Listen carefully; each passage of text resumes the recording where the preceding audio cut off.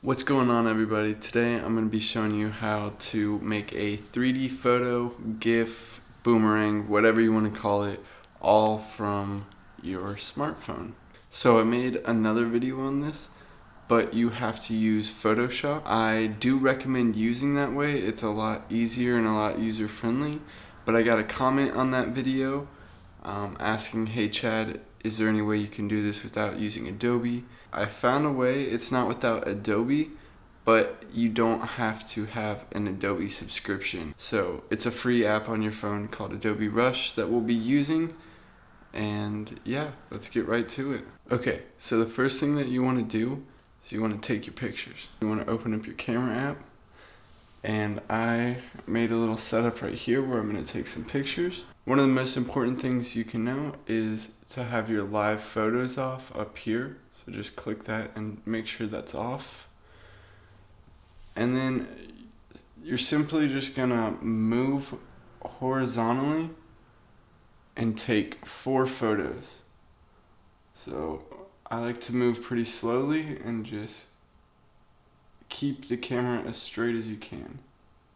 So 1, 2, 3, 4. Let's do it again. 1, 2, 3, 4. And I like to do a couple passes just to make sure it's perfect. When you're doing this on your phone, you really want to try to keep your subject as close to being as in the middle as possible. So let's do this one more time. Move horizontally. 1, 2, 3, 4. Let's look at them. Okay, these are gonna work perfect. So what we're gonna do is we're gonna head over to Adobe Premiere Rush. Now, Adobe Premiere Rush is a free Adobe app. You don't have to have an Adobe subscription to use it. If you're new to it, you're gonna have to sign in and make an account. It's super easy. You can sign in with Facebook. You can sign in with Gmail.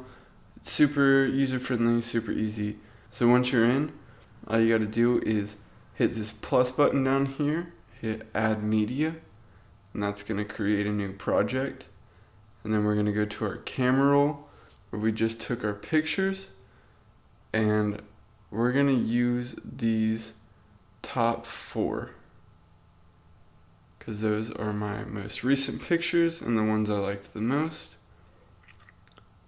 And now that they're in here, you can see it looks weird.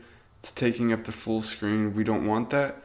We're gonna change the aspect ratio, and we're gonna do that just by clicking these little squares down here and then hitting 9:16. And that should fix it, and that looks great.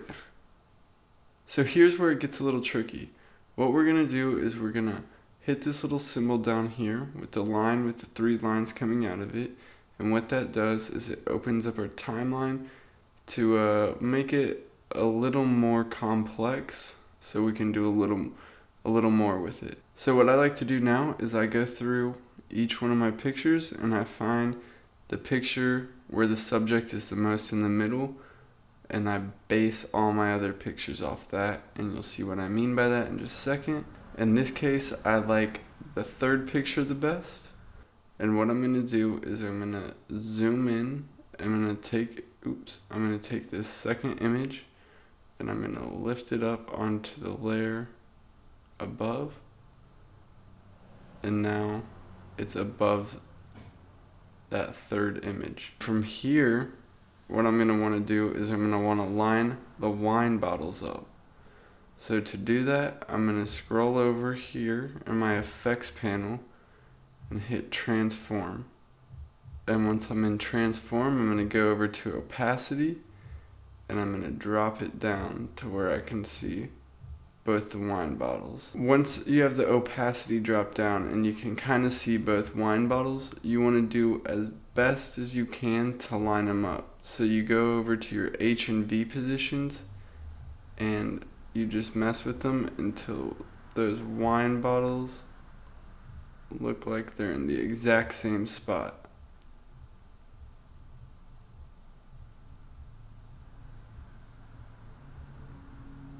So that looks pretty good to me. And then I come back over here and I bump the opacity back up.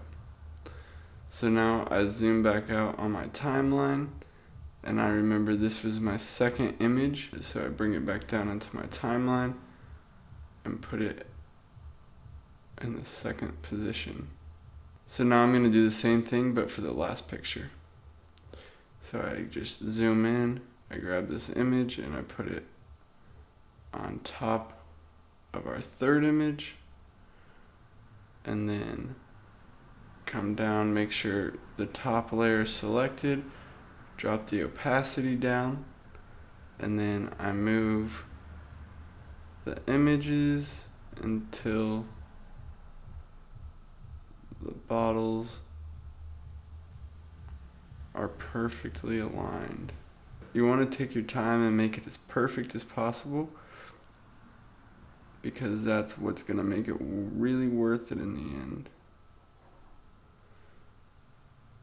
So that looks pretty good. Now I come back over here and bump the opacity back up, and then zoom back out, and I put this clip back at the end.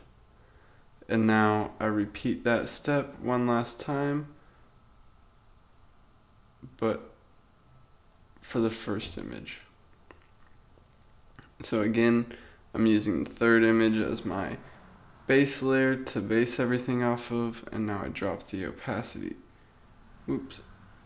Now I drop the opacity down to where I can see both bottles. I move it to where the bottles line up perfectly. And that looks pretty good. Then back over to opacity, bump it up. And once we got that all done, we just take it and we move it back to the beginning of the clip. And now we're ready to start messing with the duration of our clips. So we're gonna zoom in, and I like to make these clips about 2 frames long. When you make these clips shorter, your phone kind of gives you a little vibration on each frame.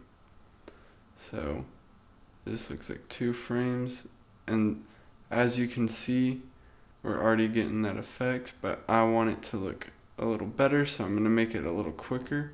So I'm going to take these down, take this down, and you want to make sure each picture is the same length.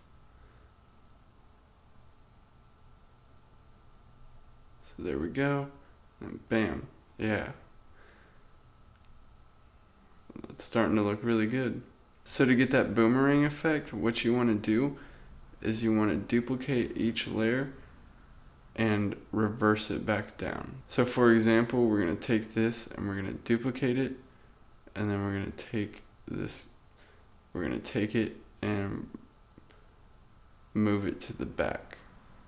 And it can be a little tricky to move these clips when they're small, so sometimes you have to make them bigger and then move them. Now we're going to take this second one and duplicate it, and also move it to, we're going to move it to the back, but keep it in front of the last picture, because that's our original first picture. And then last but not least, we're going to take this third one and we're going to duplicate it, and we're going to move it to third from last, and then make sure it's the same length. And now let's watch it, and bam, there you go.